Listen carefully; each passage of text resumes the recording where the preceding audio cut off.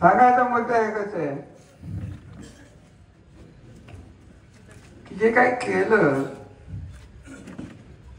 ते पाणी आणलं असेल, MIDC आणली असेल, शैक्षणिक क्षेत्रात दीपकराव तर सगळी आधीच करू नको. कार्यकर्ते सांभाळले. माझं एक वाक्य फलटण शहराच्या निवडणुकीत गजानन चौकात नगरपालिकेची निवडणूक होती तेव्हा मी शब्द दिला होता की त्याच्या आधी या तालुक्यात गटबाजी इतकी माजलेली होती. गटाचे नेते आणि त्यांचं राजकारण म्हणजे सर्वसामान्य माणसाचं राजकारण. त्यांचं राजकारण म्हणजे पाण्याचे प्रश्न त्या काळात भीषण होते.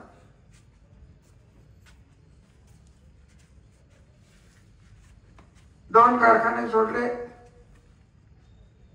तर कारखाना नव्हता तुमच्या भागात तर डवळसारखी 2-4 गावं विहिरीवर बागायत ज्यांच्या होत्या ते सोडले तर इथं ऊस नव्हते.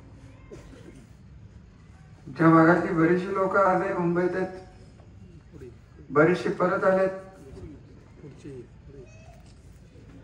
ही सगळी परिस्थिती आपण जेव्हा बघितली तेव्हा माझे चुलते कैलासवासी शिवाजीराजे म्हणजे संजयराजेंचे वडील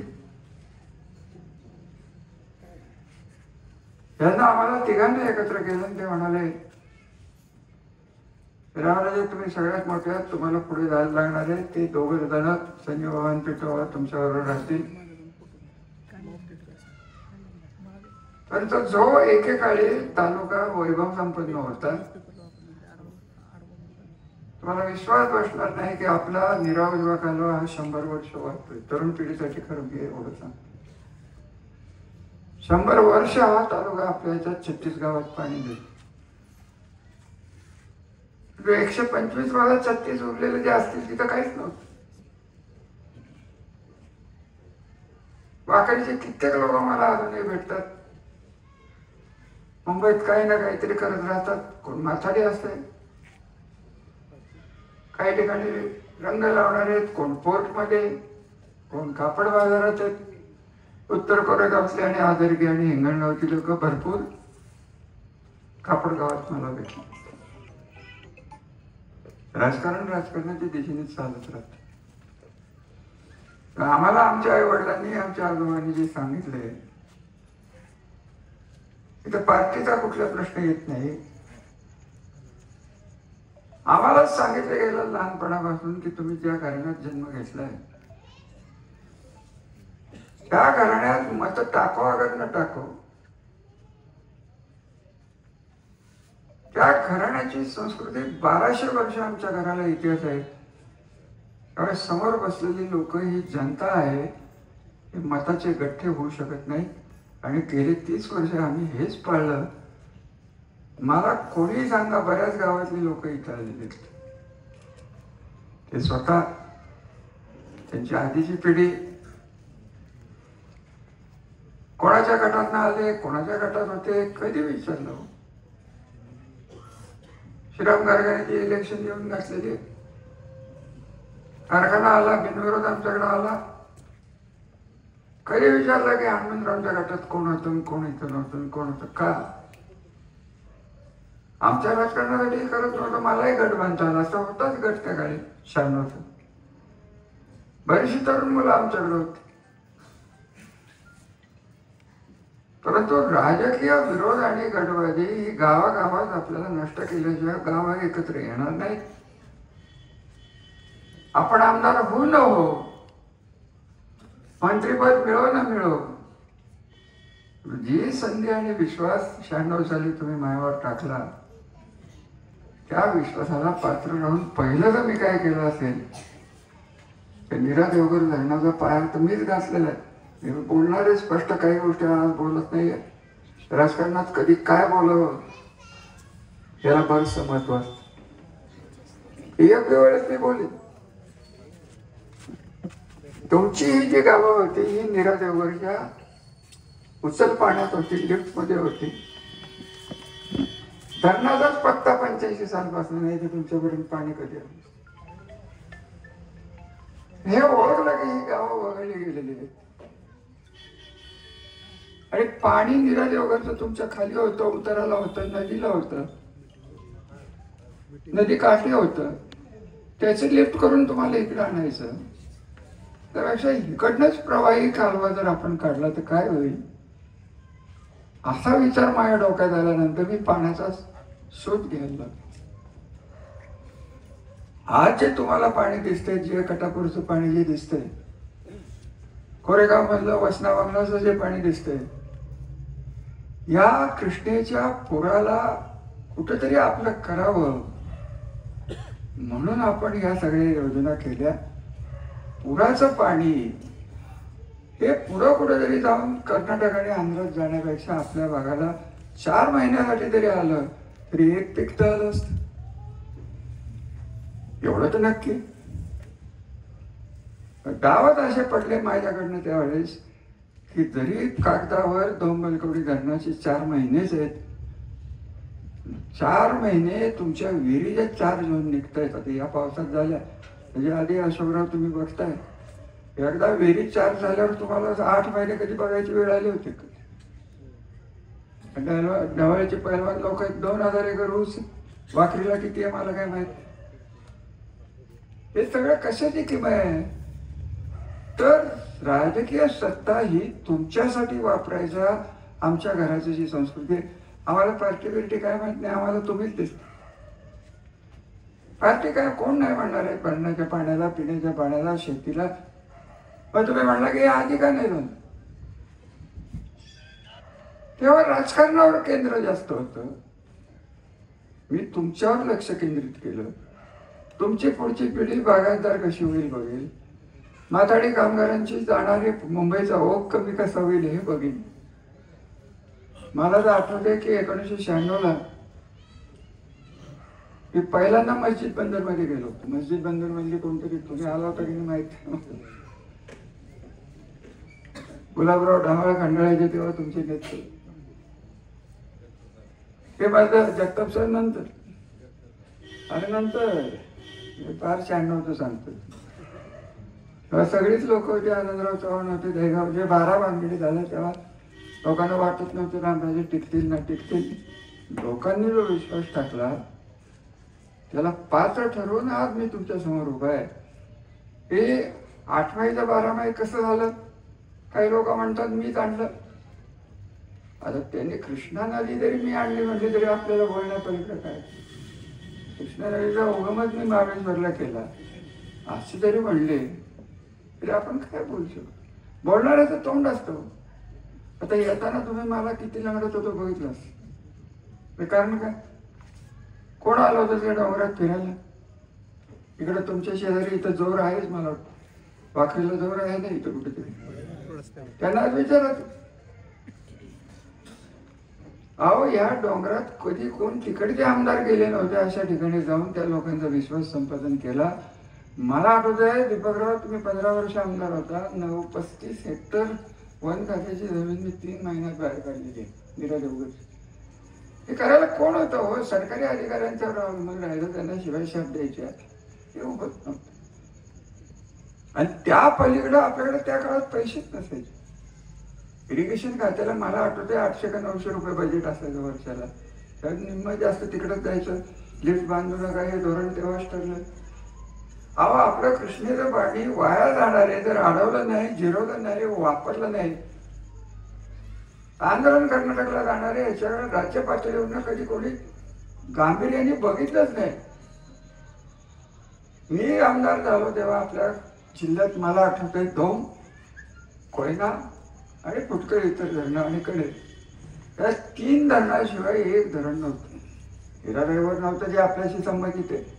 डोंबलकवडीच्या पाण्याचा शोधच मी तुम्हाला सांगितलं की हे 10-12 TMC जे पुराचं पाणी होतं ते आपण आपल्याकडे वळवून वाईचा ड्राय भाग, खंडाळ्याचा ड्राय भाग, आपला ड्राय भाग, ह्या तिन्हीला चांगल्या प्रमाणात उत्तर कोरेगावचं पाणी भाग. अगदी कोणी किती बोलून द्या, माझी तर इच्छा होती हे 4 TMC पाण्यातलं जे काय राहील त्याचं मांडलाही द्यावं. माड हे आपल्यापासून 1800 फूट उंचीवर आहे. त्यांच्यासाठी 0.50 अर्धा TMC पाणी ठेवलेलं होतं. ते जिया काठाप्रमाणे मी माझ्या हाताने दिली. असं मी केलेलं नाही. आता फलटणला मी जास्त देणारच, कारण तिथला आमदारच होतो. काय देऊ? आणि आपले भूगोलच असं आहे की आपल्याकडे पाणी हे जास्त येणारच होतं. तर मी काय, हे झालं ते झालं. तुमच्याकडे ऊस लागले. आताचे 2 कारखाने आपण कंट्रोल करतोय, आपल्या नियंत्रणात आहेत. कदाचित तुमच्या तक्रारी असतील की आमच्याकडे टोळ्या येत नसतील. पण टोळ्याची मागणी मी कधी ऐकली नव्हती. रोजगार हमीची मागणी या भागातनं कायमस्वरूपी बघितली. तर तुम्हाला आठवत आहे जुन्या गोष्टी. तर तरुण पिढीला रोजगार हमी, रुमाल बांधून करणारी कामं, रोजगार हमीत पैसे नाही मिळाले तर सरकारने दिलेला गहू तो ब्लॅकमध्ये विकायचा, हे सगळंच आपलं बघून झालेलं आहे. डिसेंबरमध्ये बोलायला इथं टँकर, आता तुमच्या गावाला तर इथं मला वाटतं MI टँके बहुतेक बऱ्यापैकी मोठा येतो. आता काय त्याची परिस्थिती मला माहिती. तो भरतोय बलकवडी. बाणगंगा यावेळेस भरलं. काय भरायचं राहिले या बलकवडीने? संबंध भागात पाणी कोणाला आलं ना असेल ना नसेल, भू पातळीच्या खालची जी लेवल गेली होती पाण्याची, ती या पाण्याने रिचार्ज झालेली आहे. आणि म्हणून खरं सांगायचं तर या भागात मला जे पाहिजे होतं की संपन्न दुष्काळी भाग, दुष्काळाचा लागलेला आपल्याला लेवल, हे आपल्याला नाहीसं करायचं आहे. आणि त्यासाठी 30 वर्ष मी झगडलेलो. मला अगदी खरं सांगायचं तर वाखरीला इथं मला स्पष्ट सांगायचं आहे की ह्याच्याकडे गांभीर्याने कोणीही बघितले नाही. आपलं पाणी जवळजवळ अरविंद मेहता आहेत, त्या काळात त्यांना विचार, आम्ही तेव्हापासून सांगत होतो की कृष्णा खोऱ्यातलं पाणी, त्याच्यात कोयना आलं, कृष्णा आली, भीमा आली, सगळ्या खोऱ्यातलं 120 TMC म्हणजे जवळजवळ एक कोयनेचं पाणी एखाद्या फेरविचारात जाईल. लक्ष दिलं नाही. आपण दिलं राज्य पातळीवर निघाल. पैशाची तर सोय मी केली. 96 साली महामंडळाची स्थापना झाली. मला एक सांगा, सातारा जिल्ह्यात 8, 10, 5 धरणं जी काही दिसत आहेत त्याचं जे पाणी इकडं तिकडं गेलंय, ही जर कृष्णा महामंडळात रोखे काढून, रोखे म्हणजे काय, एक प्रकारचं कर्ज आहे. मी 5,000चा रोखा घेतला तर ते सरकारने मला दिलेलं कर्ज, मी सरकारला दिलेल्या कर्जावर आपण धरणं बांधावीत ही नाविन्यपूर्ण आयडिया मी केली. त्याची साक्ष मुदोली क्लबच्या ग्राउंडवर मनोहर जोशींनी तिथं आले होते. इथं काही लोक बसलेत. इथं त्या काळातले आज जे बोलत आहेत की मी केलं, त्यांचे जन्मच नव्हते ते. तो तर विषय सोडून दे. त्यांच्या आधीची पिढी मला अजूनही आठवतं. स्टेजवर मागे बसले होते, ऐकत होते. कोणाला हे सुचलंच नाही हो.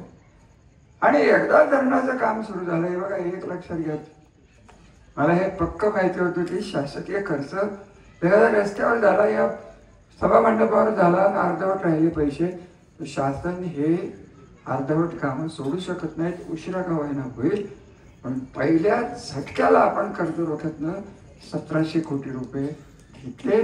आणि आज जी तुम्हाला जिल्ह्यातली रांग दिसते, उरमोडी धरण नसतं तर मानखटावला पाणी गेलं असतं. मीरा देवघर नसतं, आज मीरा देवघरची सिलेंडर निघतात ती निघाली का? कृष्णेचं पाणी तर कोणाला माहीतच नव्हतं. 4 TMC 5 TMC पाणी वाहून चाललं होतं, कोणाचं लक्ष नव्हतं.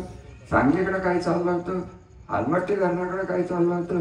आलमट्टीचं नाव कदाचित तुम्ही ऐकलंय नाही, एक ना दोन, अनेक गोष्टी. सत्तेमध्ये राहिलो पण सत्तेचा पाहिजे तसा पाठिंबा कधीही मिळाला नाही. मंत्री असतानाही नेहमी पश्चिम महाराष्ट्राचा पाणी प्रश्न 30 वर्ष अखंडपणे न बोलता लावून घालणारा मी एकमेव माणूस आहे. हे मी तुम्हाला अभिमानाने सांगतो. कोणी नाही, 4 मुख्यमंत्री बघितले, काय इंटरेस्ट. मदत कोणी केली तर पवार साहेबांनी आपल्याला गेलं. दिल्लीत ते कृषी मंत्री होते म्हणून बलकवडीला पैसे मिळाले. कर्ज रोख्याची आयडिया केली, कर्ज रोख्यात फेकले, परत पुढे गेलो. अनुशेष म्हणजे काय मी आता सांगत बसत नाही, परंतु अनुशेष म्हणजे एकच, विदर्भ मराठवाड्याला माझा विश्वास नाही, तर त्यांना जास्त पैसे, आपल्याला कमी पैसे, रुपयातले 26 पैसे फक्त या 5 जिल्ह्याला मिळत होते रुपयात. आणि त्याच्यात मी धरणाआधी केली, पाणी अडवलं, पाणी सुरक्षित ठेवलं, मग कालव्याला हात घातले. केंद्रातनं जाऊन एक काळ मला आठवतो असा की एक्झिक्युटिव्ह इंजिनियर सारखे पदावरची माणसं जर दिल्लीला गेली आणि सेंट्रल वॉटर कमिशन ज्याला म्हणतो, केंद्रीय जल आयोग, तिथं आंदोलन कर्नाटकचे अधिकारी त्यांच्याशी बोलत नव्हते. ही परिस्थिती होती. मी स्वतः जाऊन फिरलेलो होते. हे सगळे उद्योग काय केले तर, आणि याचा परिणाम एकच झाला की जसजशी वरच्या जबाबदाऱ्या माझ्यावर वाढत गेल्या तशा दिल्लीच्या भानगडी मी करत बसतो.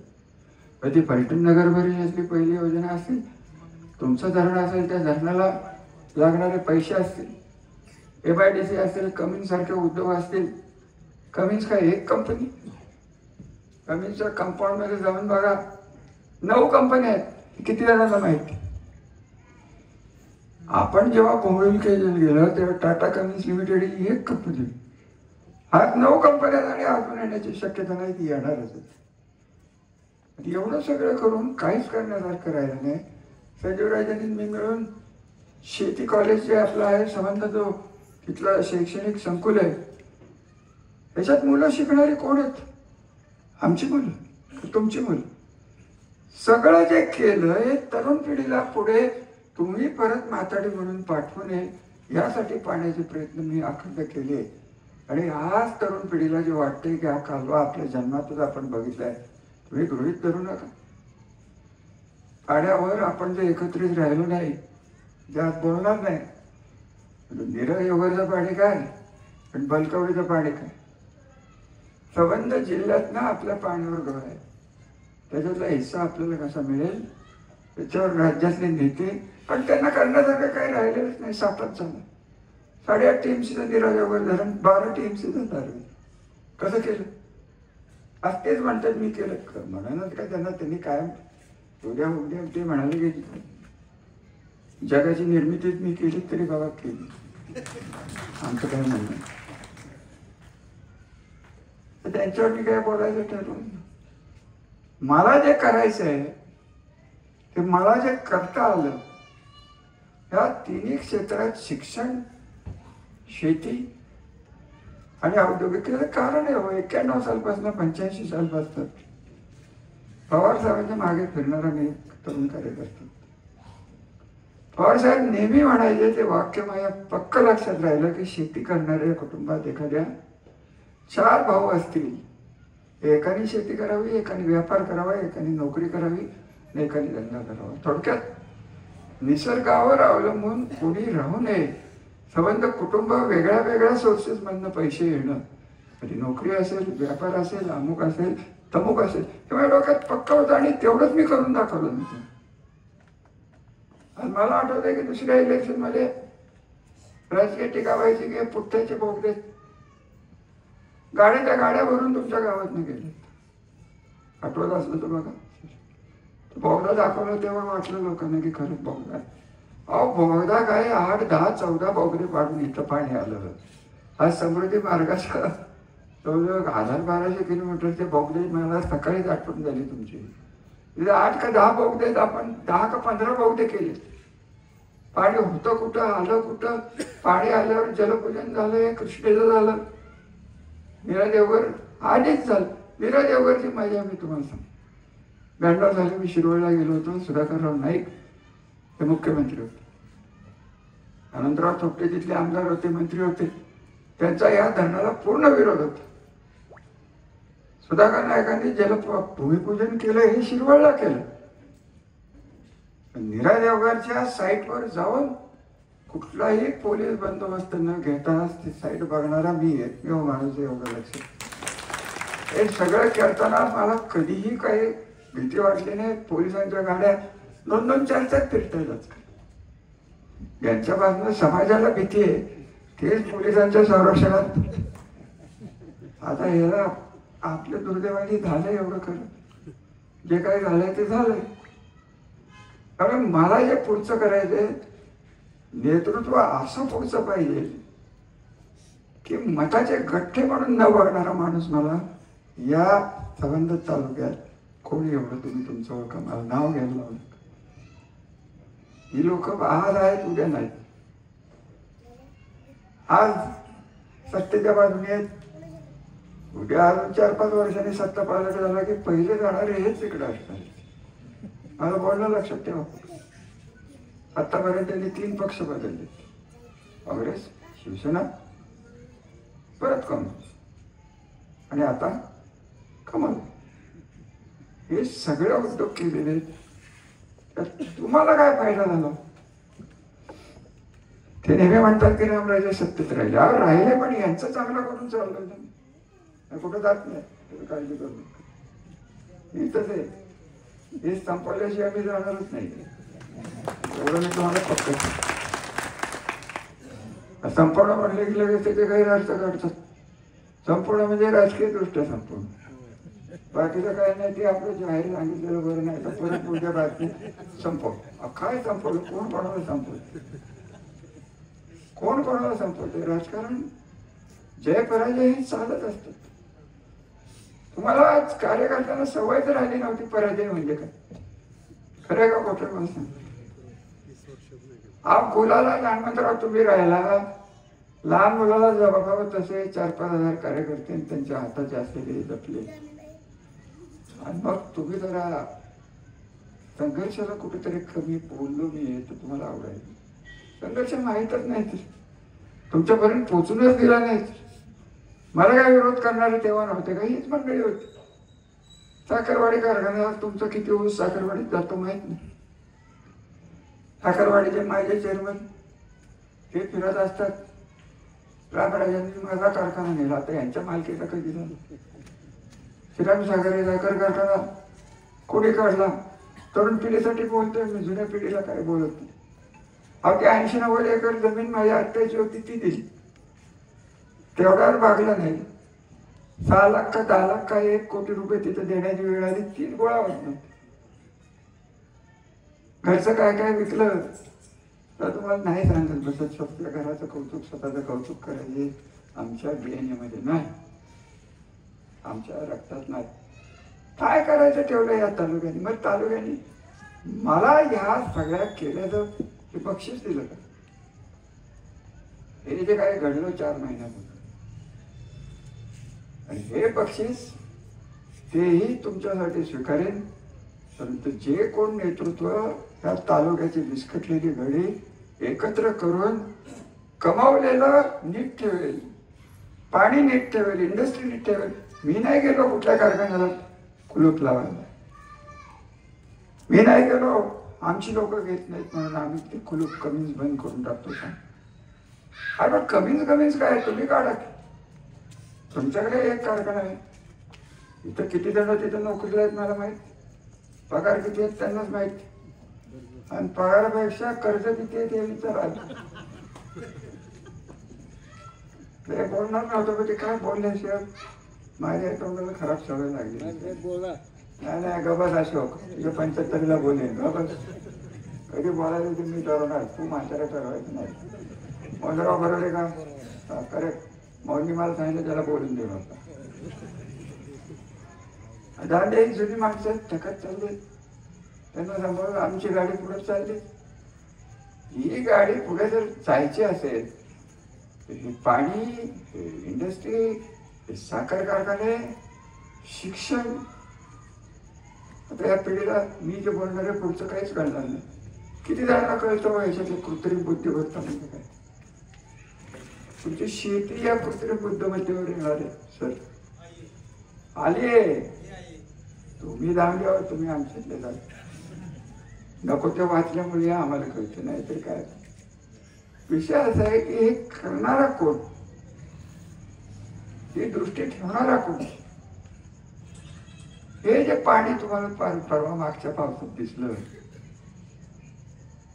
रोहिणी नक्षत्र आपल्या तालुक्यात किती जणांनी बघितलं? तरुण पिढीलाच परत विचार. मान्सून 8 जूनला येत होता की नाही एवढं सांगा. व पेरण्या होतच होत्या ना.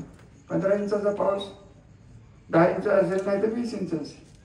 तो पडत होता, वेळेवर पडत होता, वेळेवर थांबत होता, परत पडत होता, म्हणून आपली शेती पिकत होती. त्याच्यात काय राहिले? त्या राज्य पातळीवर सभापती असताना बोंबलून थकलो की हे सगळे जागतिक तापमान वाढीचे प्रश्न आहेत. आता तुम्ही म्हणाल हे भाकरीमध्ये येऊन राजकीय बोलण्यापेक्षा हे काय बोलताय, हे तुमच्यापर्यंत येऊन पोहोचले हे तुम्हाला सांगतो. हा पाऊस कधी असा पडलेला होता का? 265 का 280 मिलीमीटर किती? 200च्या वर पडला. हा धरणं फुटायची वेळ आलेली आहे. भाटघर धरण तिकडे 1 इंच पाऊस, मिरादेवघर नाही, बलकवडी नाही.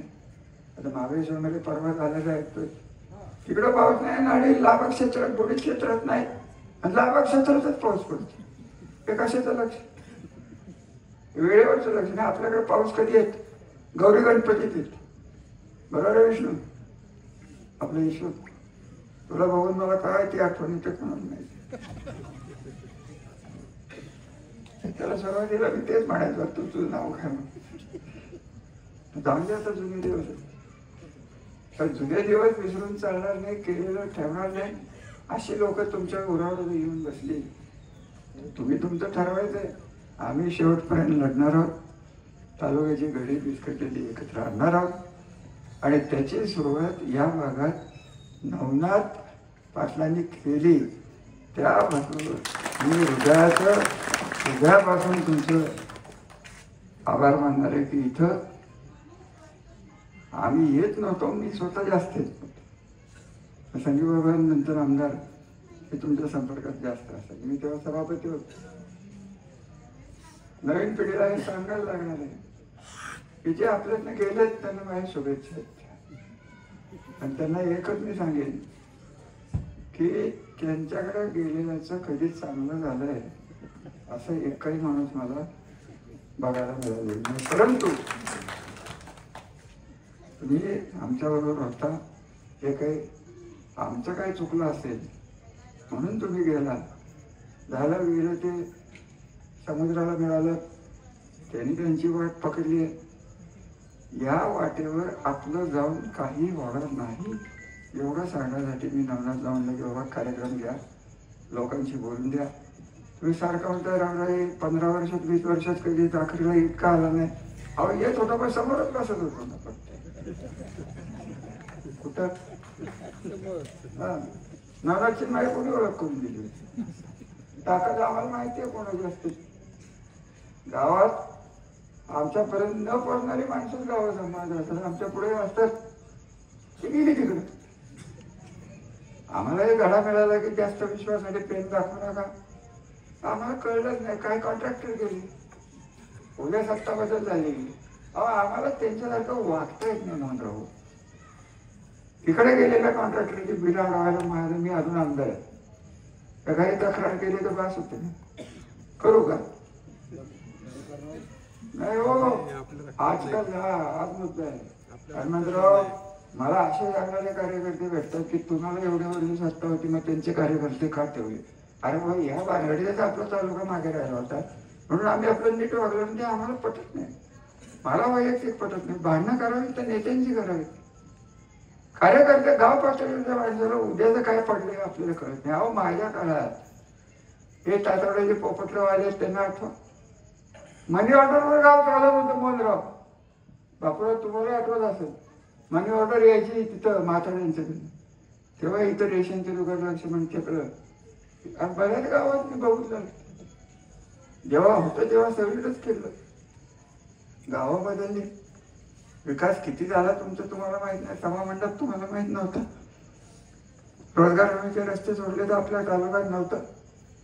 आज तुम्हाला जे बघायला मिळतं या तरुण पिढीला, आमच्या काळात लोणंद फलटण आणि आदरगीन फलटण याच्याशिवाय मोठा रस्ता कुठं होता एवढं सांगा.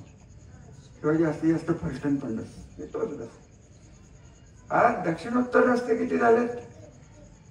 ते कोणी केले? त्यांनी केलं. आज हिंगणगावला जायचं शेतीच्या वाडीवर नाही जाता येते, आदरकीवर नाही जाता येते.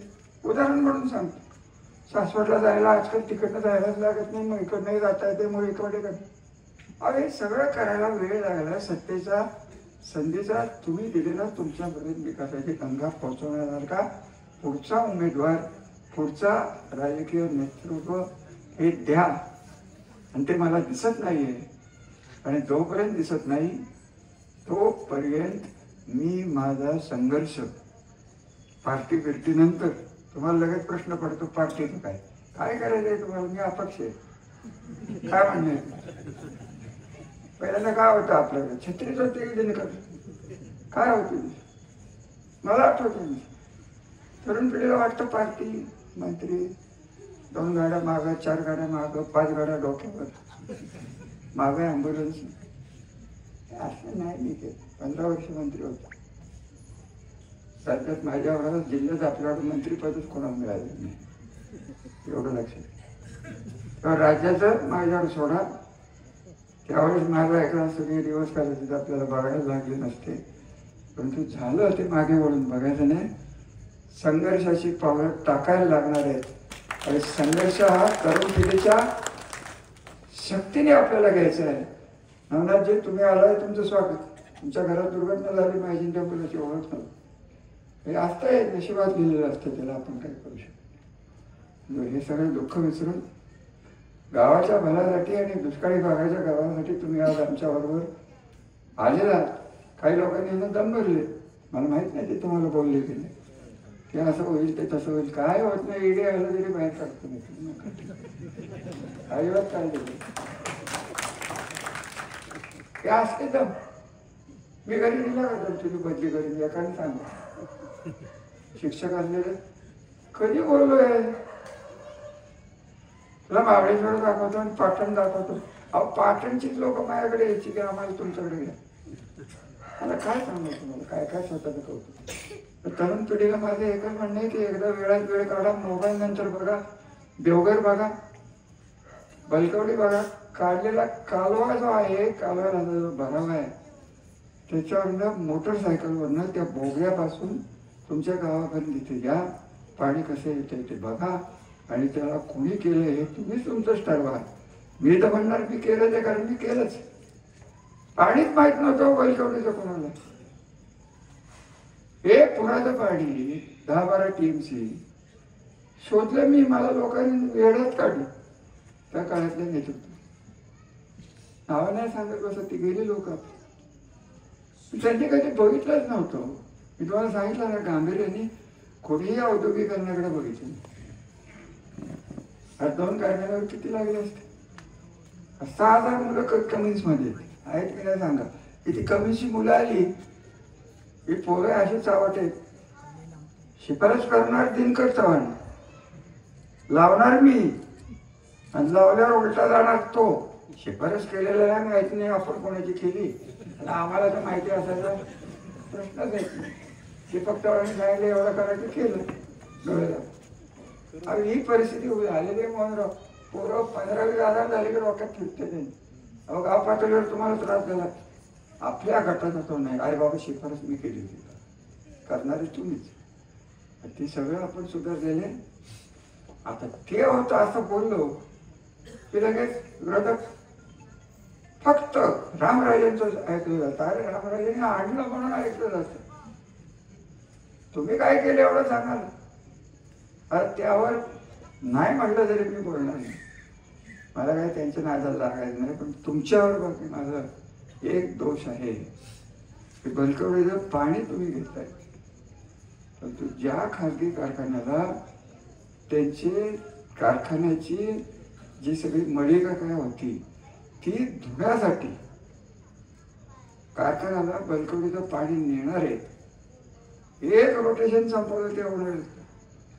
इतक्या गावाला पाणी मिळतंय, पण एकाही शब्द काढला नाही. म्हणून हे गेलं की नाही सांगा, ज्याला कोणाला माहिती आहे. पहिलवान गेला की नाही एवढं सांगा.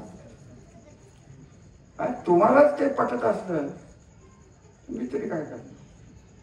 मी काय माझ्याकडे आलं तर मी मोबाईल कर, दुसरं काय करणार. त्याही काळात आम्ही आमचं लेवल सोडली नाही.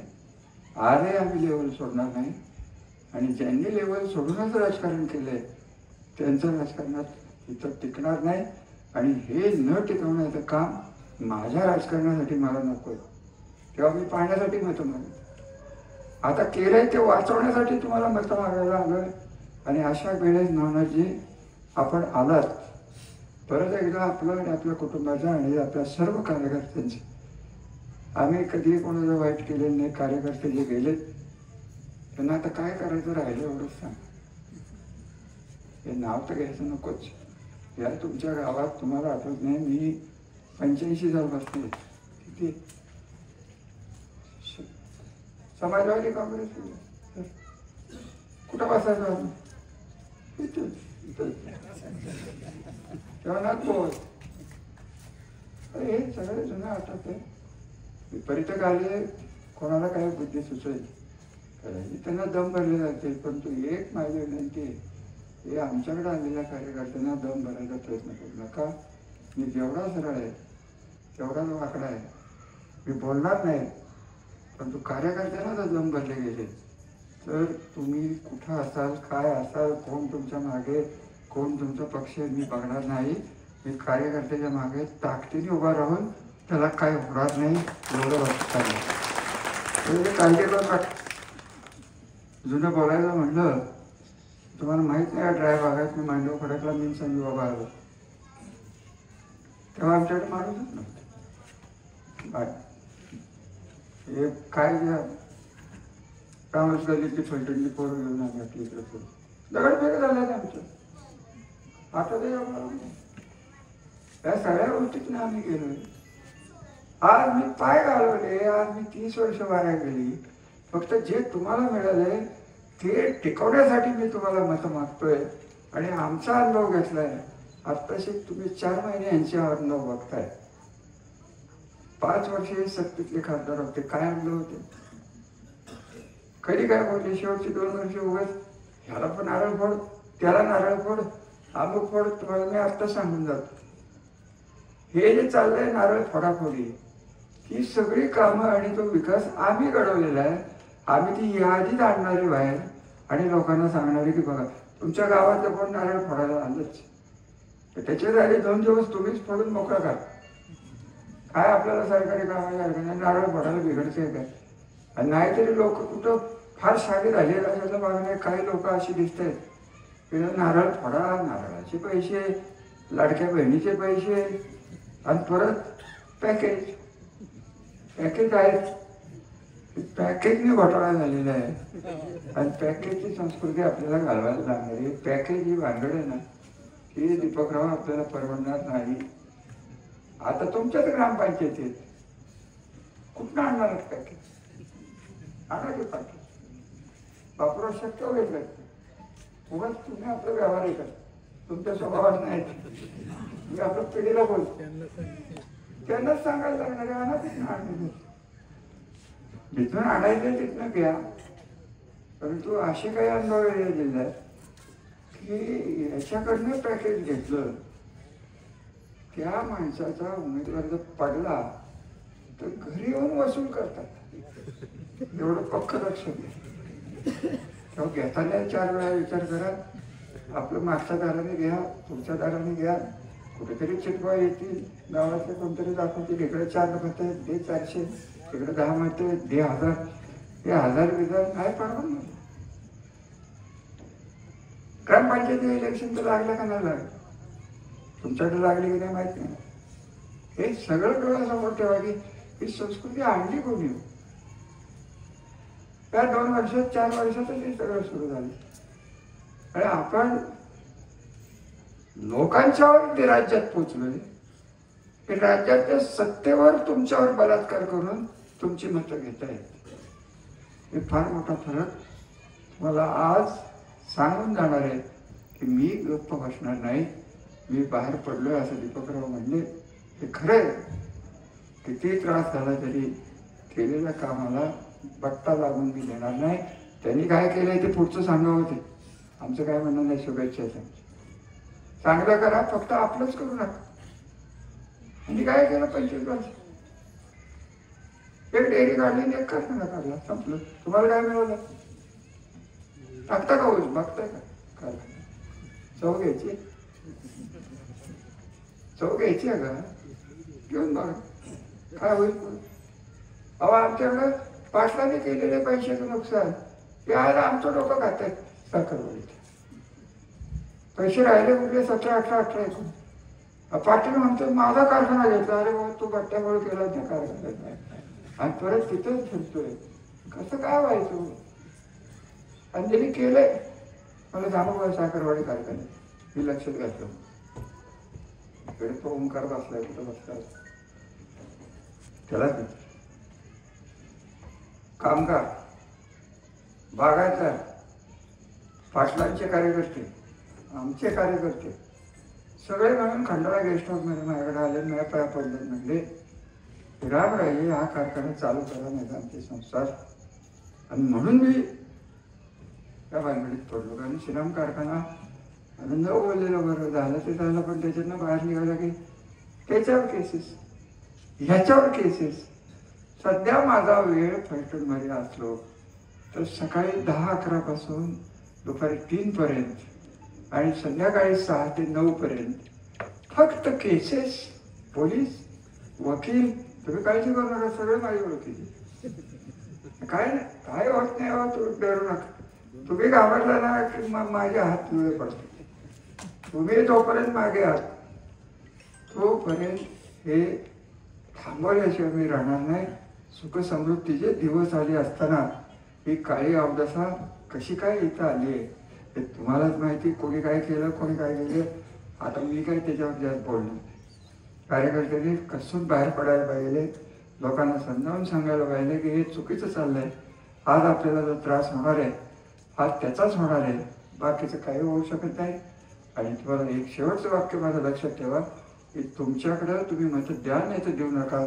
आमचं घर जोपर्यंत ह्या तालुक्याचं आणि जिल्ह्यात राजकारणात आहे तेव्हा लोकांच्याकडे बघताना आम्ही मताचे गठ्ठे म्हणून तुमच्याकडे बघणार नाही, विकत घेण्याचा आम्ही प्रयत्न करणार नाही.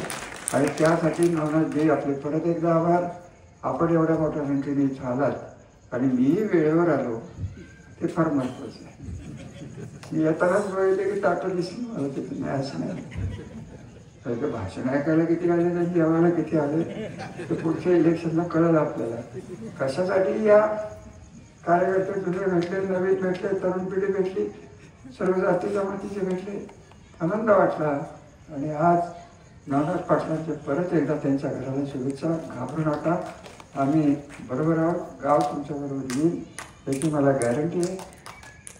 धन्यवाद. भोजन नीट करून द्या. आपल्या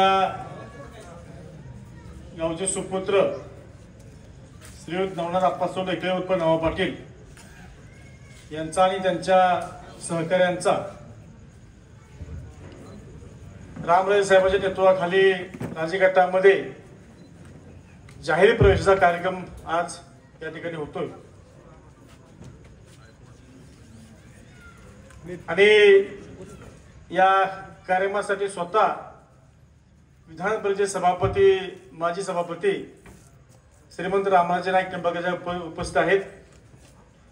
या कार्यक्रमासाठी उपस्थित असलेले आपल्या तालुक्याचे माजी सभापती शंकरप्पा माडकर, बापूरावजी लोखंडे, शिवराजी कदम, हनुमंतराव चव्हाण, माजी सभापती मोहनराव लोखंडे, त्यावरच या ठिकाणी आपल्या मार्केट कमिटीचे संचालक जयश्री संस्थे, त्यावरच दीपक सावंत, संजय बदले, श्रीरंग तात्या चव्हाण, योगेश माडकर, अशोकराव निंबाळकर, अक्षय गायकवाड, सचिन लोखंडे, त्यावरच दीपकराव गोडसे, पोपटराव जाधव, सुरेशराव रोमन, बाजीराव तरटे, बाळासाहेब लंबाते, रवी पिसाळ, मधुकर शिंदे, भगवानराव शिंदे, त्याबरोबरच अक्षय गायकवाड, त्याबरोबरच खाली बसले सर्वता बरेच घेतो खाली बसले सर्वच सदा या परिसरातील सर्व आजी माजी सर्व सदस्य, सरपंच आमचे तरडचे अशोकराव आहेत, त्यांचं नाव घेतलं पाहिजे. आणि आमचे बापूराव गोडसे सगळ्यांची नावं घेताय मी दिलगिरी व्यक्त करतो. आपण सगळेच आमचे फलटणचे प्रीत सिंह खानविलकर आहेत, इकडं कुंभार सर आहेत, सगळ्यांची नावं घेत नाही. पण सर्वच उपस्थित प्रमुख मान्यवर म्हणजे पत्रकार अरविंदजी भेटा साहेब, सरा मोहिते सर, शक्तीचे भोसले, रोहित आयबळे, शकील सय्यद, प्रसन्न रुद्रभटे आणि आपण सर्वच प्रमुख मान्यवर, तरुण मित्र, पहिला बंधू भगिनी, या ठिकाणी रामराज साहेबांच्या उपस्थितीमध्ये हा कार्यक्रम होतोय आणि गेले अनेक दिवस झालं रामराज साहेबांनी या तालुक्यामध्ये दौरे सुरू केलेत आणि त्या ठिकाणी असं एक वातावरण, असे चांगलं वातावरण पाहायला मिळते. लोकांचा उत्साह दुपटीनं वाढलाय. आजच्या उत्साहानं सर्व आपले कार्यकर्ते, प्रमुख मान्यवर, सर्व तरुण मित्र या ठिकाणी अतिशय चांगला प्रतिसाद या कार्यक्रमाला मिळतोय. आणि याचं एकच कारण आहे की या तालुक्यामध्ये रामराजे साहेबांनी, बाबांनी व राजीव गव्हाणेंना गेल्या 30-32 वर्षामध्ये जे काम उभं केलं तालुक्यामध्ये, जी माणसं जोडली आणि या तालुक्यातल्या जनतेची आपल्या तळहाताच्या फोडाप्रमाणे काळजी घेतली आणि त्यामुळे खऱ्या अर्थाने ही गर्दी जी आहे ती आपल्याला दिसते. म्हणून रामराजे साहेबांच्या वरती, राजे घराण्यावरती या तालुक्यातल्या जनतेचं प्रेम थोडंही कमी झालं नाही, हेच या ठिकाणी आपल्याला दिसते. आणि म्हणून हा तालुका गेले 30-32 वर्ष कशा प्रकारे या तालुक्याचा विकास केला हे आपल्या सर्वांना कल्पना आहे. प्रामुख्याने आपल्याला माहिती की आपल्या भागात तर आपला भाग दुष्काळी भाग आहे. आदरकी ते आंध्रुड हा जो आपला पट्टा आहे, या पट्ट्यामध्ये, दुष्काळी पट्ट्यामध्ये आपलं गाव येतं. वाकरी असेल, ढवळ असेल, ताथाडो असेल, वेळोशा असेल, दालवडे असेल, बेरेचेवाडे असेल, ही सगळी गावं या भागातली. आणि या भागावरती तर निश्चितपणे रामराजे साहेबांचे, राजे घराण्याचे फार मोठे उपकार आहेत, न विसरता येण्यासारखे उपकार आहेत.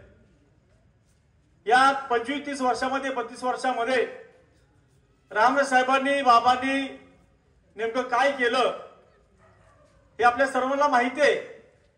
पण काही लोक जाणून बुजून माहीत नसल्यासारखं करतायत आणि जनतेला खोटं सांगायचं, कोणती त्यांची दिशाभूल करायची की जे काय घडलंय ते फक्त 5 वर्षामध्ये घडलंय, आता 6 महिन्यामध्ये घडलंय, हे लोकांना सांगायचा त्यांनी प्रयत्न केला.